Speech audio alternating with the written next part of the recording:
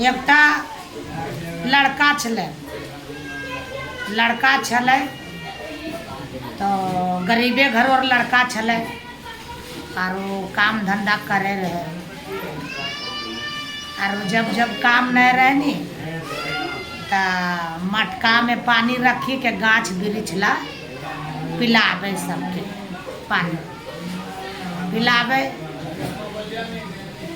पिलाते ओकरा ला 4 गो जमजूत भी पानी पिए लावे मुसाफिर के।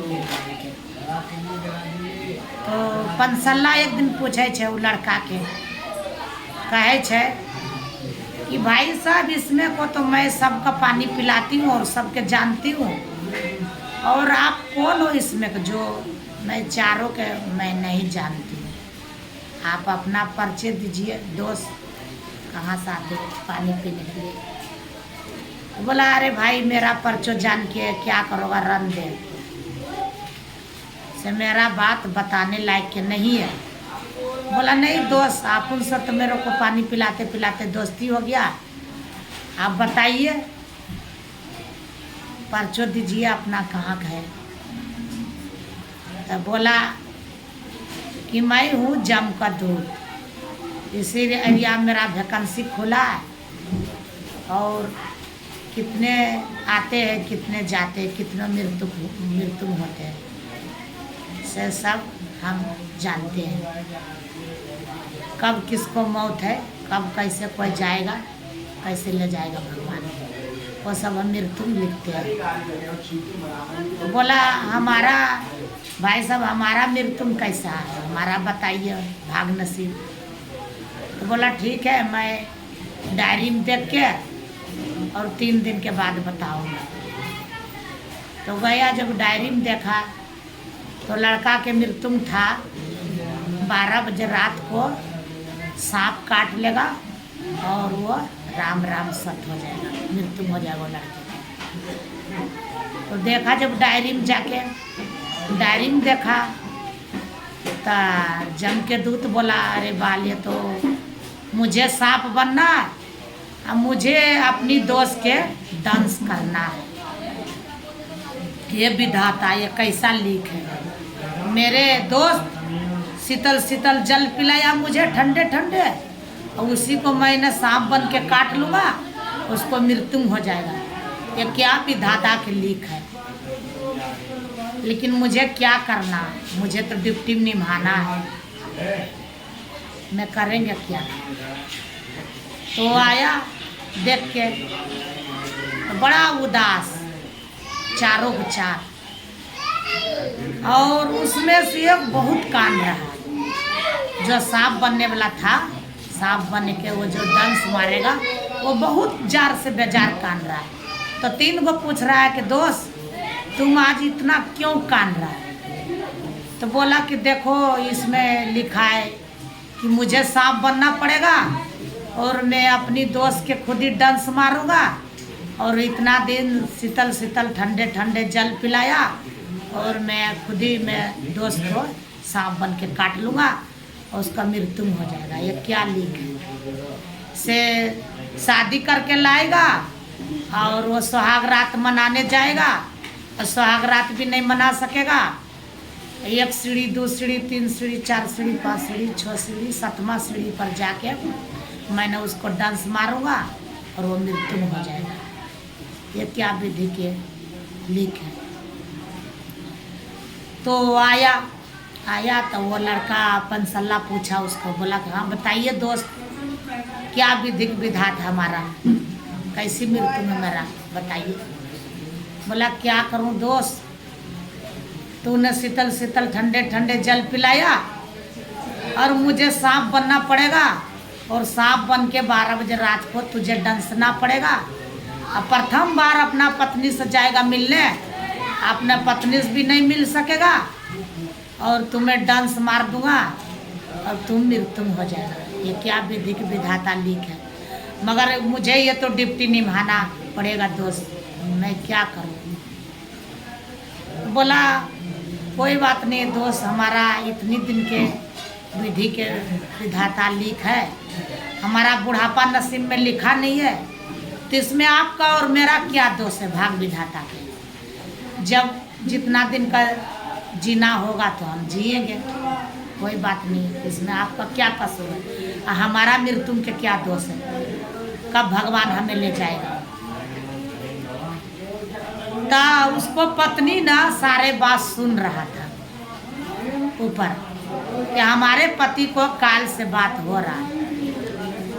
बस घड़ी देखते जा रहा है और उस ना लड़की 36 प्रकार के भोजन बना के तैयार है। मेरा पति आएगा प्रथम बार मिलने मेरे से, हम आरती उतारूंगा, अपनी हाथों से भोजन खिलाऊंगा और पति परमेश्वर होगा। और लड़की इंतजार कर रहा है, इधर जम के दूध से बात हो रहा है।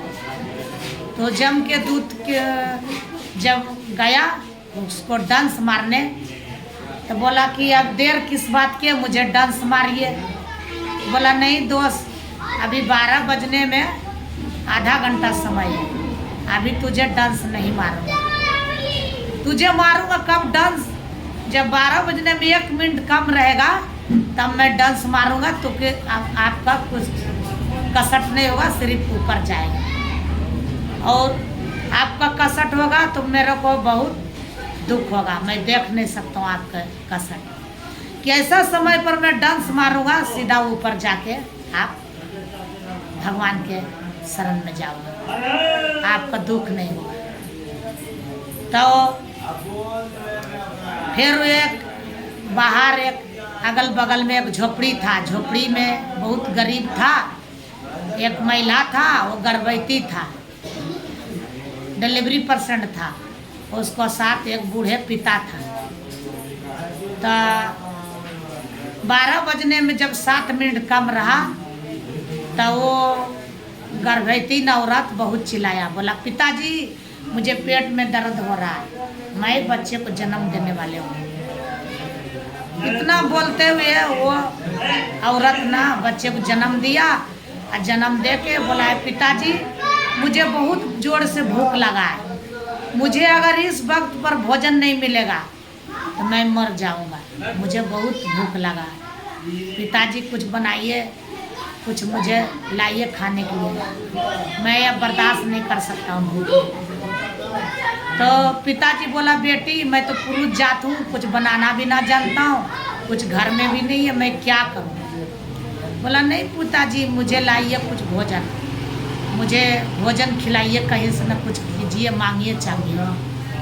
अब वो बूढ़े बाप चौराहा पर चिल्लाया, हे अन्न के दाता, कोई अन्न देने वाला है, मुझे बेटी भूखी है, बच्चे को जन्म दिया, भूख से तड़प रहा है, अगर इस वक्त पर भोजन नहीं मिलेगा तो मेरी बेटी मर जाएगी। अब 12 बजे रात में कौन सुने। तब वो 36 प्रकार के भोजन लेके खड़ा था अपना पति को लेके।